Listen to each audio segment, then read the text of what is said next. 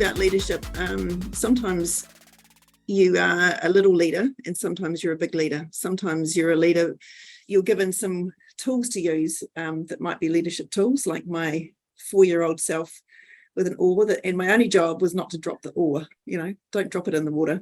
And sometimes the job of a leader might be very small, but it's still part of your journey for leadership. And I was trying to think of, the reason I've got this canoe in here is because I was trying to think of analogies of, that whole leadership stuff, which is, and I think sometimes, you might have to captain the ship and organize a whole team, but you also might have to row the dinghy occasionally. So I think it's just thinking about those sorts of things, that sometimes you are doing roles that are really big leadership roles, and then sometimes you're doing really small leadership roles, and but you are just in amongst a team, and the teams can be quite different that you work with. And I think the title's not important. It's the person that you are in that role that is the critical factor. So this is sort of like a little bit of a description of probably my journey to leadership. And when I was doing this, the slideshow app said, I've got no design principles that fit this picture. So how did I get here to what I'm doing now? And I'll talk about both my practice and my presidency roles and compare and contrast them. So with the practice, I worked with a group of really small group of people who said, like in our service, in our community, we need this. And so we set up a service, and then to provide a care service, often you can, it's a little bit like how Ora Māori services, you can provide that social network care stuff, but then, the health stuff also has an impact. And although we know that the social determinants of health are about 80% of what goes on, there's still that 20% of high need that's actually healthcare that still needs to be delivered. And if you're starting up a service and then you suddenly realize that there is this other medical side of it that needs to be catered for as well, and people trust you for their stuff, so then where do you add in the medical? So that's what started out with our practice. It started off very small. There was a receptionist, a nurse, and me. There was a lot of volunteers who were helping, and we sort of steadily worked our way through. So the practice has been going for the last 25 years. The interesting journey for that, though, is that I've always been here. And with my other roles coming on, how do I decouple myself from the practice when it's been me? And although I'm a contractor, it is run by a trust. And I don't own it. There's an appearance that I do. And also because I've grown it from what it was, and that's part of, one of my skill sets is creativity and growing things. Because I've grown it from a doctor, a nurse, and a telephonist, or someone on the reception, with a whole lot of volunteers. And now we've got 4 or 5 nurses. We've got a joint practice manager role. We've got a whole lot of people on admin. So our team is now something like 20. And so and the other side of it is, when you know a lot, how do you sort of go, like, how do I share that knowledge and pass that knowledge on and let other people be the leaders and things? And so it's very much about me sort of stepping away. And I think sometimes as a leader, when you've been in that role for a long time, you need to think about, how is it that I can move on and get those other leaders come up, and I can just be somewhere underpinning their leadership. And so working your way through that.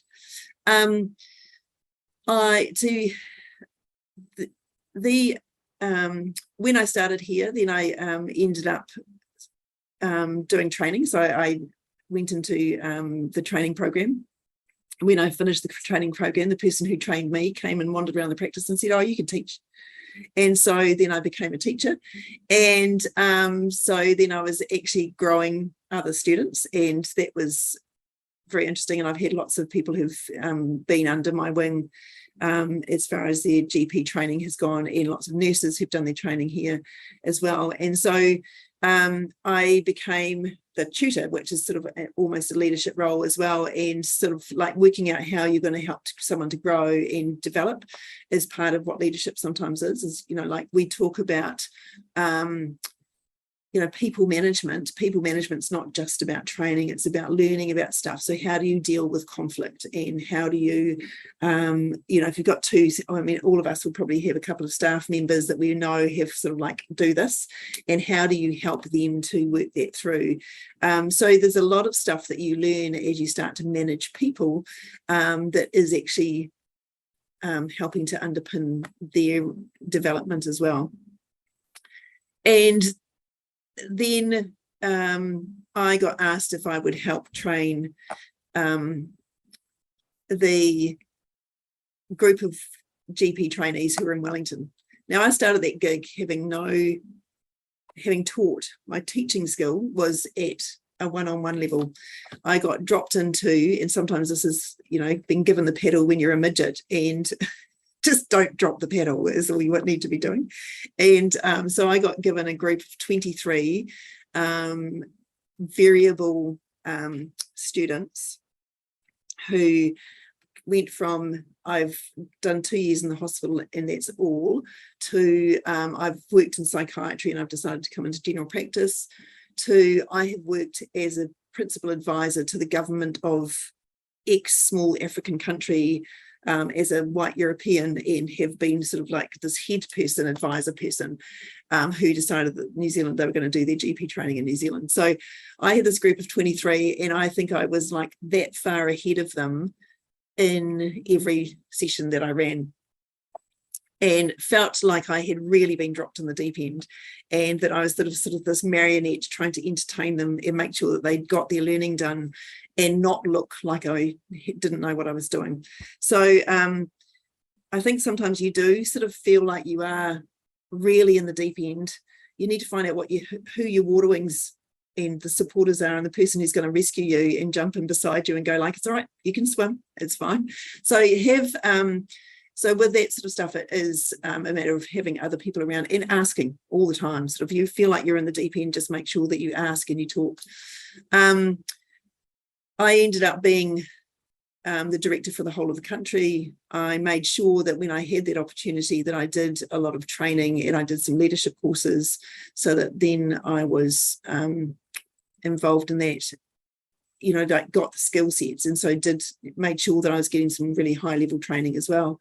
And then I got asked to be the medical director for the College of GPs, and I did that for a couple of years, and then I left that and went into university, so I had a university gig.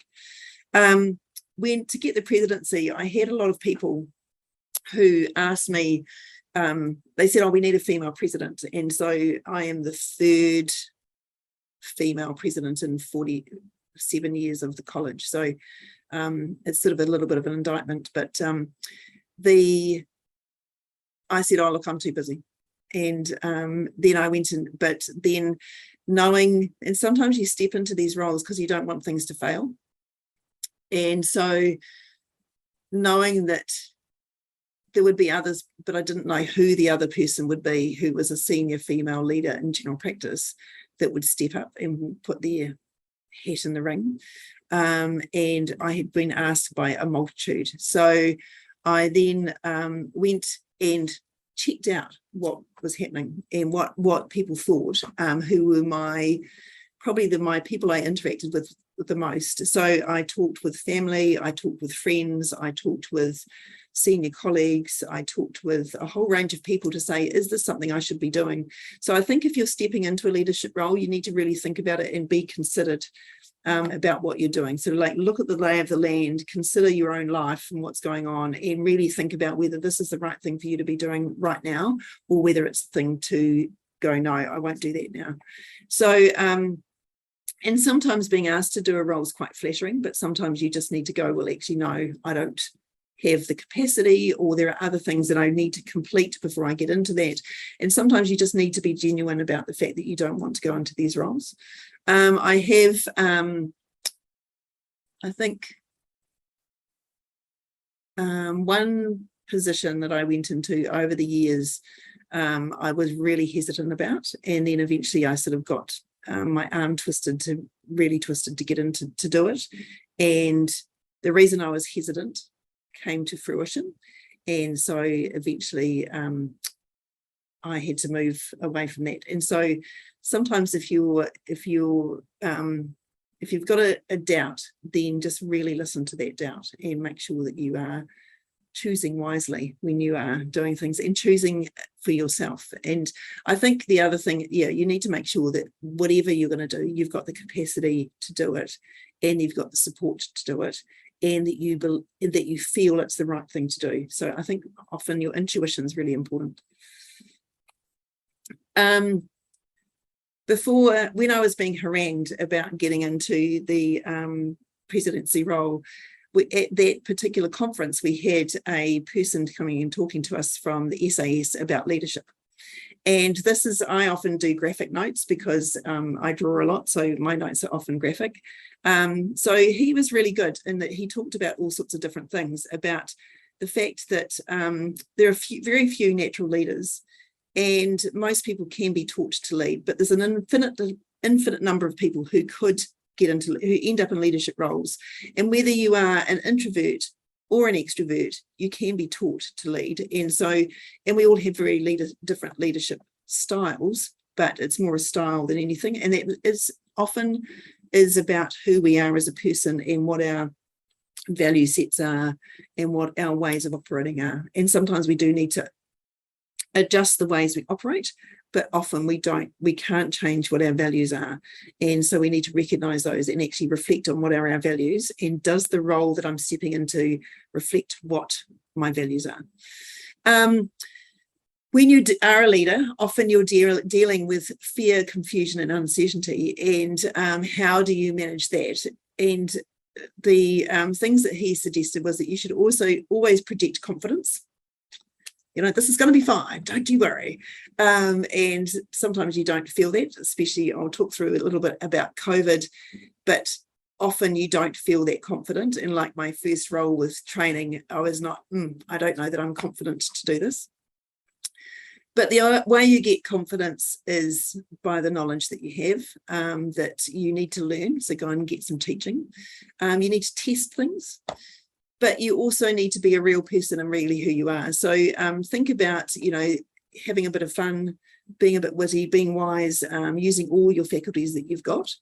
And then recognizing your team and who's in your team and what they do. There's a really good video podcast by Kim Scott, who runs a program called Radical Candor. She worked in Google and was in that sort of whole environment. And so if you look up podcasts by Kim Scott, she talks about different people and that you work with and how you need to look after them. But sometimes you do have people who sit at the bottom of the ladder and aren't going to grow any further than the bottom of the ladder, but they're really important in that team because they are the ones that are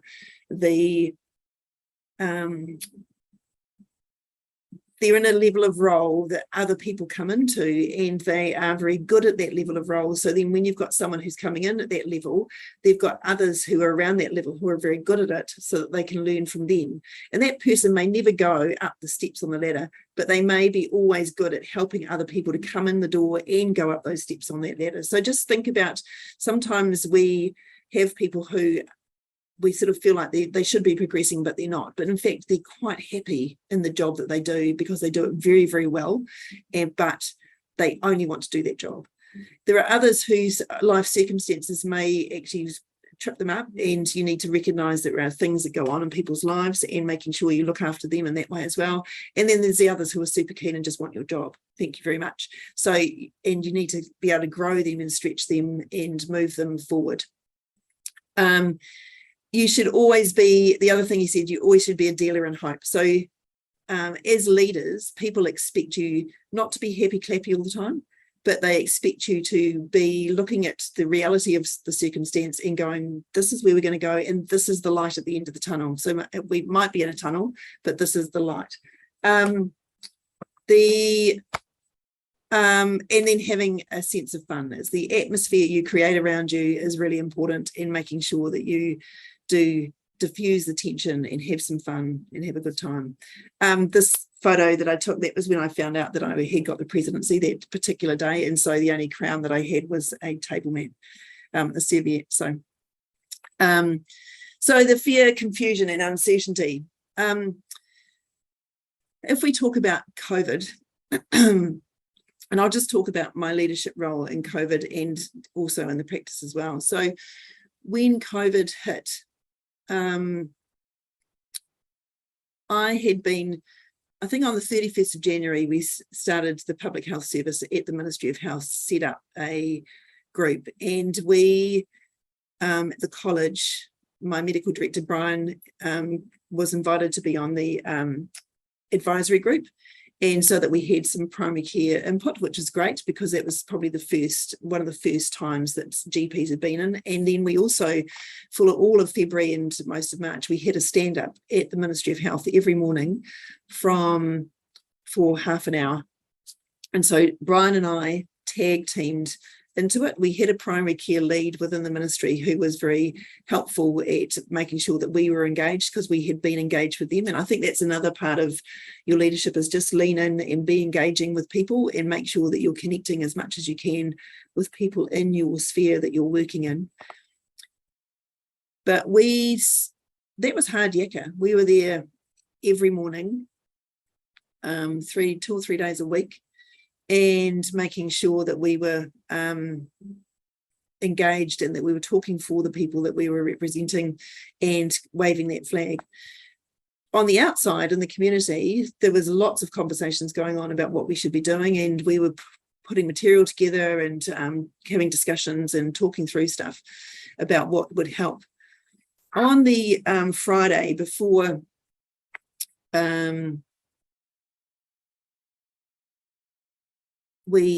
the lockdown was announced on the Sunday. So on that Friday before, Brian came to me, we had a coffee in the afternoon, and we had a talk about what was going on and how things were playing out overseas and what we needed to do here in New Zealand and what the expectation was. And I think at that stage we had something like 20 cases, or maybe 30. And the discussion was that we probably needed to keep our waiting rooms as empty as we possibly could. And how do you do that when people need care? And if we're going to lock down and not have people getting to care, then we need to have an environment where people can still get the medical services that they need, but are not creating havoc and causing people to get COVID in that process.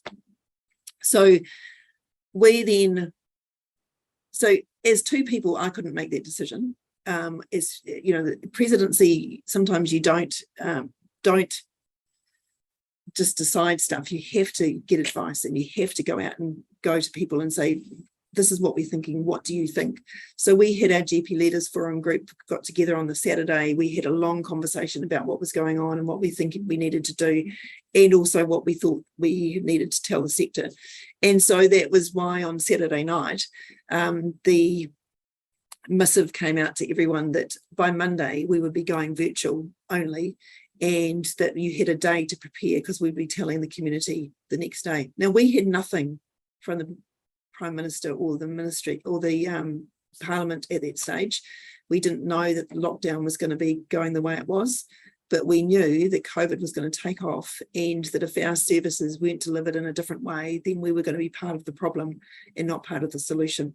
So that was why we decided to do it. Now, my walk from my practice, because I was doing stuff in my practice to help set things up here and keep our waiting room as clear as we can and keep the distancing going and doing all sorts of stuff. So we spent every weekend for the whole of March revamping our practice. The walk from the practice to the college to make that decision was the hardest walk I've ever done, because I spent the whole time worrying about the fact that I was just about to ruin everyone's lives. And it was going to be me who announced it, and it was me that was driving it to do the right thing. And sometimes you do have to make a really hard decision.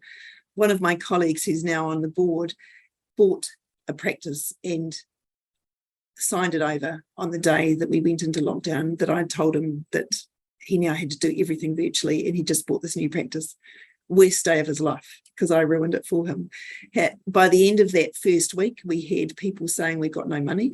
We had people saying that they'd been sacked. We did a survey very quickly to say what's going on, and we had meetings with the Ministry of Health to say this is what's happening. The survey showed that we had 900 people who had either had a reduction or lost their job out of 5,500. So that was nearly, what's that? Probably close to 20% of our members had nearly lost their jobs. And 70% of them were female, which is shocking in itself. So getting the evidence, the information, taking that to the powers that be, persevering, carrying on, following through on the fact that this was the right thing to do, but it would have a whole lot of unintended consequences. We didn't know what those were. We would have to mitigate and develop and work our way through those as we went through, was really important. So it is about just doing the work, and whatever fallout there is, making sure you pick up that piece and you deal with it, and then you do the next piece and you deal with that, and so you work your way through. So that was pretty hard, but I think we got there in the end. But probably most of the GPs and practice managers on them, and anyone who was involved at the time on this call, will go like, I don't know that we did. So that projecting confidence, we had webinars all the time. Everyone was bored with webinars, but you need some allies. You need to still have a bit of fun along the way. You need to know your stuff. So having the evidence and making sure that you're using the evidence and telling everyone, what is going on and what they should be doing, and making sure that that's fed out to the masses all the time is really critical. Looking after your teams, it depends on where the team is. So I had a really good CEO within the college team, so that was looked after. I made sure I looked after the CEO so she could do her job. But then I'm effectively the CEO for my practice, and so making sure that my team was up for the process. This is on the Monday. Making sure that I was outside the practice, and anyone who wanted to come in, that I was guarding them, because the door was locked and we didn't have a security guard, but just making sure that we had the system set up, and I did what I could do. And sometimes as a leader, you are doing the really numbnuts job so that everyone else can do their job, and that's okay. That means that you show that you are supporting the team, that you aren't precious about your role. Leadership is not being the boss. Or being bossy. I think sometimes you are seen as the leader, but as the leader, you are doing whatever needs to be done. And just be really careful about deciding that that's not your role. That we all know that drives everyone mad. And I think one of the leaders that I've, a president who I'd dealt with before, had said to me something, and he goes, get your people to organise something with my people, which was the most dismissive statement he could ever make, and it felt really bad. And so there are sometimes you go along these journeys and you have interactions with other leaders and you go like, not going to do that. So you just be really aware of the things that you personally like doing and like to receive, and think about how you're doing that for other people. Because I think sometimes when we get under pressure, it's very easy to behave poorly. Sometimes I think we need to really take a step back and take some time out and make sure that we are responding rather than reacting to things that go on. One of my colleagues who I work with was doing a course at the time, and he wrote this really great thing about my leadership, which I didn't know about, and he sent me a wee while later. So it's sometimes you really, if you focus on your team and make sure that they're well, they will do well, and they make your job a whole lot easier if you're looking after them. You won't be always be an A+, so don't rely on the fact that everything will go swimmingly all the time. Sometimes you will get flack. Sometimes you'll get people who will want to stab you in the back. Sometimes you will get people who are constantly noisy, And sometimes you just have to take it with a grain of salt. Other times you need to push back a little bit and go, no, we're not doing this. Or sometimes you just need to go, yeah. I get your noise, and just engage at a level that is engages them and makes them feel heard without necessarily going like, oh, alarmist and we need to do this, but recognizing the fact that actually there is things that I cannot solve, and there are things that are going to take a pressure wave to change, and the way you are going to do it, the way your methodology and the way that you work with things is the way that you work with things, and you don't need to change who you are to do something else. The case in point is, as president of the college, our remit is education, making sure that everyone is trained to the level that will help support the community to get the care that they need, and quality. So making sure the environment that patients go into, but also the environment that we as members work in, is really fit for purpose. And so those are the two things. However, an environment being fit for purpose and someone being able to do their job well does mean that they do need to be remunerated in a way that is appropriate and respectful. However, we aren't the people who go and talk about funding all the time. We are the people who can say, this is the environment that we're working in and it's not right and it needs to be better. We are the people who can say that actually you need to respect the role and the value that you've got from training up people to be generalists working in the community, whether they are GPs or rural hospital doctors. They are valuable people for the health system. So therefore they need to be respected, and sometimes respect is about money. So we won't always be doing everything that can be done. We are doing the things that we've got the remit for. We can have opinions and thoughts about stuff, but we may not be able to drive everything. So we may not be doing all and getting A+ all the time. Have some fun with what you're doing. I loved, all the way through COVID, bizarrely on the 15th of, or about the 16th or 17th of February in 2020, just before it all went haywire, I was doing the Round the Bays run, and you go like, this is insane and I don't think we should be here, but we were doing it. There was always memes and all sorts of things on Facebook and stuff, which were really great. I loved the fact that the COVID map for New Zealand meant that Mana Island had the most COVID. That's where COVID was. It was in the ocean just off Mana Island, was the pin that was on New Zealand. So I don't know who was swimming around out there with COVID, but sometimes you just have to have a bit of fun while everything's so hellish. And we did lots of food in our practice. A lot of my photos are beer, chips, food in the practice, keeping them going. Sometimes you have internal personal angst and you can't, I think as leaders, sometimes it's very hard to find the appropriate person to share that internal angst with. So you need to find some way of making sure that you can release it, and that you have, this is what I'm thinking and it's driving me mad, and I can't solve it, and I know it's not right, but I need to get it out of my system. So I did a bit of cartooning when I was going through this, and I have probably about 9 or 12 of these. One of them is someone covered in PPE with all the price tags on it, because that was what it felt like. Everything cost money. And then the other one was, rolling out vaccinations, and we know that there are people who are pushy who will get ahead of the queue, who are not the people who should be getting the vaccine.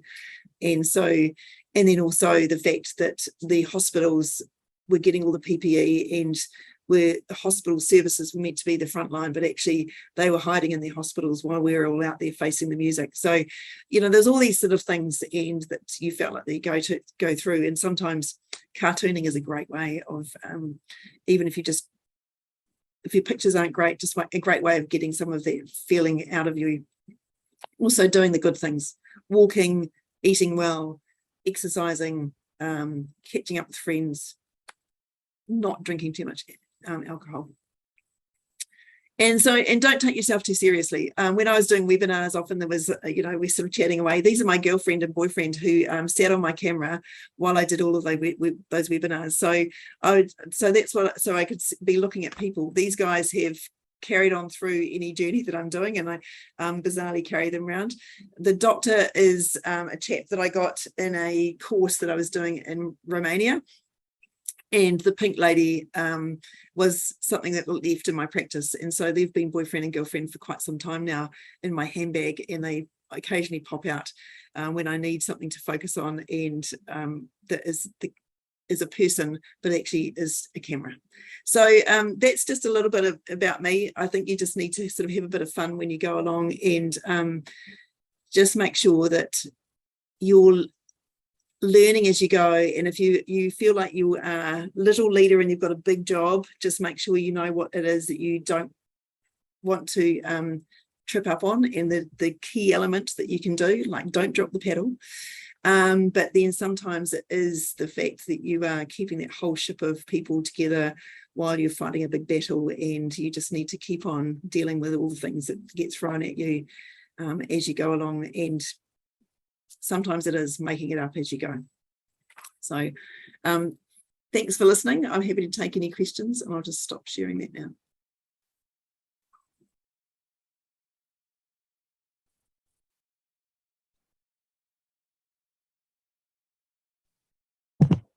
Thanks, Sam. I've comment, not a question, from that crazy weekend back in March 2020. I was on maternity leave, but I remember getting the email from the college and joining that webinar, and just being so impressed that there was such a concrete decision, that we knew what we could do, and we knew everything else had been so difficult. I remember that the weekend that they announced the different levels, I'd had my parents over from Nelson, and they were saying, do you think we should go down and do our rail trail trip? And where they were doing it, and I said, I just don't know. I don't know. And then you came on and you told me. And then Jacinda and Ashley came on and they told me. I went, oh, okay, now I know what to do. And it was a huge weight off from thinking that we had to make some of those decisions ourselves. Yeah.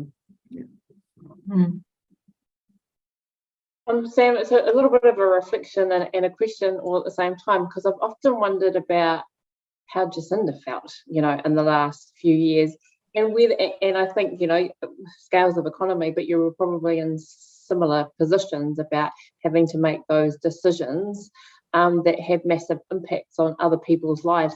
And I guess my question has always been whether Jacinda and perhaps yourself would have got as much stick if they were male. Yeah, and it is an interesting thing. I think as a female leader, and you get dismissed sometimes. Even if I spoke in a deep voice, I wouldn't make any difference. And it's very interesting, I think having run a business for 25 years, I get treated like I haven't run a business for 25 years. But I think the other thing is that sometimes it is about, if you're consistent and people get who you are and how you are, and you don't change your spots depending on what role or setting that you're in, then I think that gives you cred. And you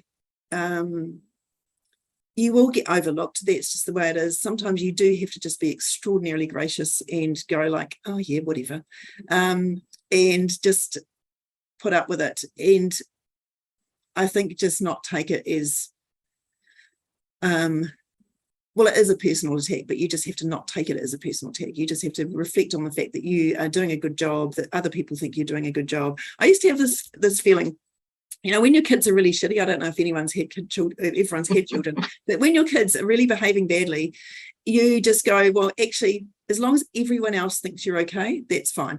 And so I think sometimes you have to think as a leader, as most of people think I'm okay, then that's fine. Yeah. Just following on from that, Sam, that was a really great question, Narina. Because the thing is that you can't please everybody, and sometimes even if you do find a meeting ground or sorry, I can't remember the word, but you guys compromise on something, people are still extremely upset and can take things quite personally and be quite almost passive aggressive or nasty to you, because unfortunately you're the person in that leadership role and they don't have anybody else to express their anger.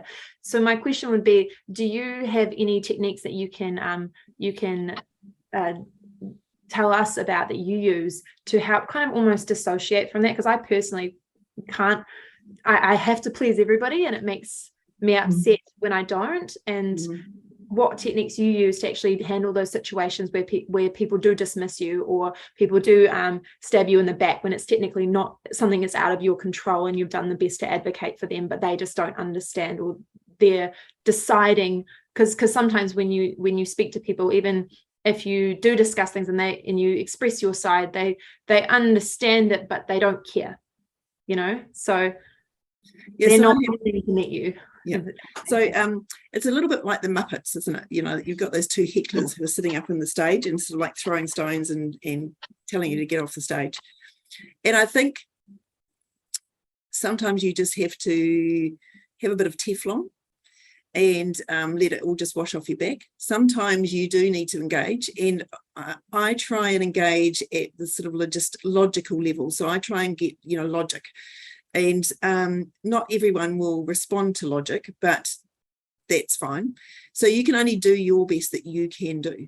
So if I've got a social media is great, like if you can say things and people can see you, they can understand where you're coming from because of your body language, whereas in words there's no way that you understand the body language or the intention, because words are interpreted in different ways completely all the time. And so you do need to be very careful about social media. But I have a couple of social media people who are just rampant. And so sometimes I just ignore it. I don't say anything. I don't respond at all. Sometimes I will respond to stuff when I think it's something that I can do something about. But sometimes it is, if you can't do something about this and change it, then you just have to say, I can't change this. It's out of my control. The other thing that I have done is I was standing in a meeting, this is quite a few years ago, with a whole lot of teachers, and in some of the practices, you'd have a main teacher and then you'd have another teacher who would be helping out when that person was away, which is reasonable and fair enough. From a college perspective, we have funding that comes from the government that says this is the amount of money that you have got to support and train your teachers. So we would go out to the practices and say, your teacher, one, needs to come to this meeting so that we can do some professional development and we'll look after you. So I'd go around the country doing these things. In one particular meeting, I had, rocks and stones thrown at me about the fact that we wouldn't pay for both teachers, even if they were part-time, to come to this meeting. And I had to say, well, I can't, the funding that we get is for a person is a volume of 8 hours worth of teaching per annum. And we can't find any other funding to deliver that. If we did find other funding, it would be coming out of your membership fee, which the government should be paying for. So what do you want us to do? So I put it back to them, how do you think we could change that? So sometimes it is like putting the question back to them when they are pushing your boundaries or your buttons. I think there's lots of scenarios where sometimes you do get put on the spot and pushed into a corner. And I think one of the real techniques you have to do is remain as calm as you can. I have been yelled at down the phone and tempting to hang up, like seriously tempting to just hang up. And that is unprofessional behavior. And there is a point at which you could hang up once you had said your piece. If the person keeps yelling at you down the phone, then you go like, I can't carry on with this conversation. And I have said that to someone previously, my mother-in-law actually. And sometimes you do have to say your piece, and then if they keep going around and say, this is what I can achieve, and they just keep coming back around, you just have to say, actually, I can't carry on this conversation. The mother-in-law thing, just for a laugh, I hung up on her and said, I can't carry on with this conversation. And because I was doing my best, I couldn't do anything differently. This is the way life was. And so I hung up on her, and all my sister-in-laws rang me and said, you hung up on Mother? And She was that sort of person. And so then 20 minutes later, she rang back and apologized. Yeah. So all the sisters got round and said, oh, you were behaving badly. You need to sort this out. And so, yeah, so once my side of the story got told, then they were going like, oh, you know, she was being bad. So sometimes you just have to sort of be as calm as you can and just go like, actually, can't change this. This is all I can do.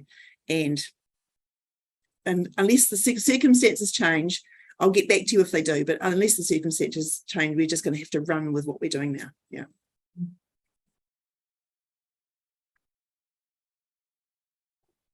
Sam, when you've got so many different roles and so many different hats, mother, leader of all sorts of organizations, etc., how do you like separate them, or do you separate them or recharge in between, or do you let them overlap a bit? Do you have anything?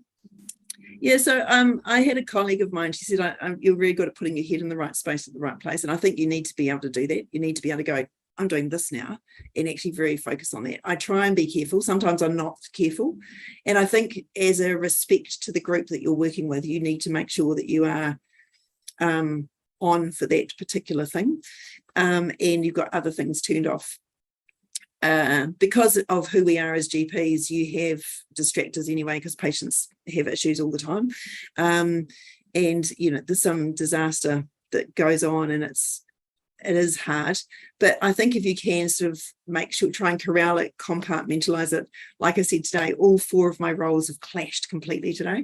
And so, but you just have to tease out which is the one that you need to be doing, and then go from there. And so I do put it in different spots. My recharge is for a long time it was Thursday, but now it's Monday. Monday night for 2 hours, I go to an art class. That picture in the background is mine. And my phone doesn't ring. My family don't disturb me. I never get asked about anything. I have a white piece of paper that I have to put something on. And even if it's crap, it doesn't really matter, because my head is in a completely different space. I've done that since my daughter was 4. She's now 25. So 2 hours a week of only my time. No one disturbs it. Yeah. And it is. And I used to go, and my husband said, oh, that's the stupidest time, because it was at 6 o'clock at night. So all the kids needed to be fed. And I said, no, I think it's the great time. And so then eventually, after about 2 years of it, they used to say, aren't you going to art? And I go, so what are you doing when I'm not here? Yeah. So yeah, it's the way it is. It's good. You need to just have some time out. And I think actually boys are much better at going like, oh, I'm going to the gym, and we're not. And you know, like actually you just have to get a bit of your boy head on and go like, will I let my husband do this? Absolutely. So why can't I? Yeah. So just sometimes you need to think like a man and go, I need to do this. And you do need to do this. Yeah. It's really good to hear, Sam, you talking about that. And I really identified with the where you said about finding release for your internal personal angst. I think the last few years, certainly, I have been very aware of supporting the team and getting them through. And there have been times when I've felt a little bit like, who's supporting me? Or I think practice managing is quite a lonely place anyway. So having other things that to do. I mean, there were times when I thought, I don't know if I can, if I can take anything more. I think I might be at the end, at the limit. But every time something more came, I managed it, and so you get through, and I can do all this. But it's really important, as you say, to have those ways to find release. Yeah. Yeah. And sometimes it's about building your leadership muscle.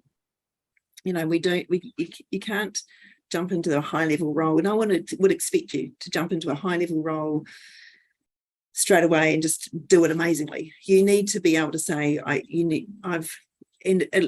that's the whole thing. You know, sometimes the little leadership roles that you have are the things that are the building blocks for becoming the bigger leadership role. Yeah.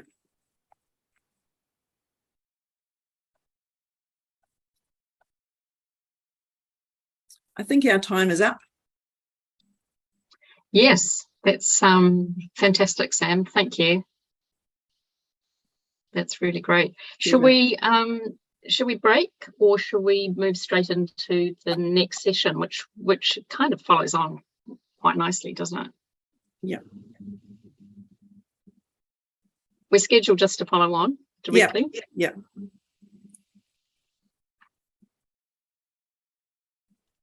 Bit of a segue for you. Yeah. So I think sometimes, having talked about all that sort of stuff in leadership, in the variety of roles that any of us could have, the discussion is about how you might approach it with your practice. And what we might do is, I think, put you into pairs in breakout groups so that you can just have a little bit of a kōrero together if we go for 10 minutes, and then you can just talk a little bit about your own practice and approaches that you might have had with changing things in your practice and your leadership role in that way. Is there anything else that you wanted them to focus on for this, Vicky? I think we were, this is the session where we're reflecting on the final piece of work. So I think if you don't mind, Joe, picking up on, I think Joe's just gone. He's not there. But thinking about if you have given it some thought about what the subject of your last piece of work is, this is the opportunity to think, in a group or with someone else in small groups about what you're thinking about as the subject for that last piece of work. And given that you might have already thought about this prior to this couple of days, has your thinking changed, and what resources might you use? What other readings might you be thinking about, or what might your approach be? So I think it would be good to maybe have some getting into pairs and thinking that through, then coming back and sharing that with the group at this point. Yeah. Yeah, and just I think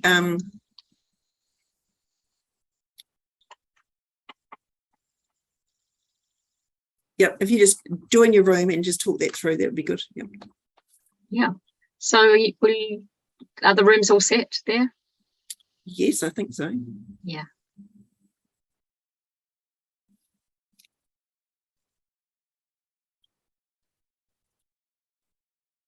Great. I don't know if Cheryl's going to be able to join with Miriam. So I might just, Chloe, do you want to go and join? Oh no, Cheryl has joined. Yeah, that's fine. Yeah. Right. Excellent.